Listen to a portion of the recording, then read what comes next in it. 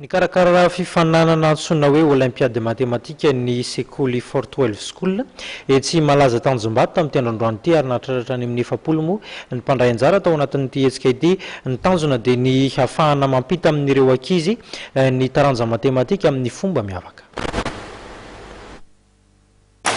Iranian olympiade de mathématiques zany géométrie zany izy io dia izy zany faharoa fa zany hoe eto Madagasikara tsika zany voalohany zany nandray anjara tamin'io zavatra io teto Madagasikara dia tao amin'ny Fort 12 School izy io natao dia ny zavatra natao amin'io zany géométrie zany no natao tao zany androany izy io zany natao tamin'ny 9 maraina zany dia zay zany anisany nanao an'ilay organisation tao zany zany hoe en fait zany représentant les temps zany zay tamin'io olympiade io nafinaritra le izy be dia be nankizy tonga tao tsy ny mpianatra ihany moa zany tao fa misy avy ivelany koa tonga tao ny tena marina zany ny matematika am'izao zany ny ankizy zany ohatrany lasa matahotra le matematika dia tiany ampahafantarana hoe tsy sarotra io matematika io fa possible ho antsika malagasy rehetrarehetra dia zay ny nantony anaovana anazy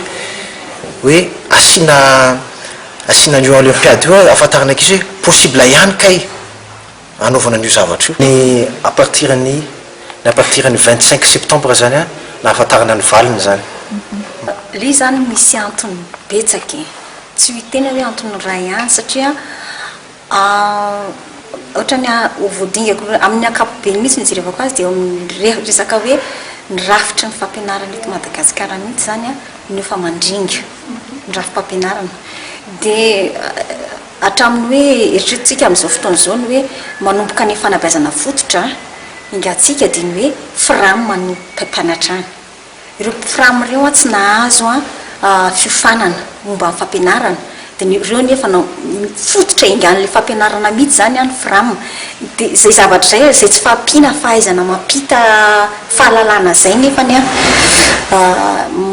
mandringa be zay ho an'ny tontolon'ny fampianarana dia ankoatran'izay moa ny matematika koa zany eritreretintsika izy hoe science nefa izy koa zany tena fototry ny fahalalana rehetrarehetra mihitsy ary fototry ny fiainana rehetra mihitsy zany le hoe matematika dia mifampitana azy mila fahaiza-manao manokana mihitsy satria eritrereto fotsiny hoe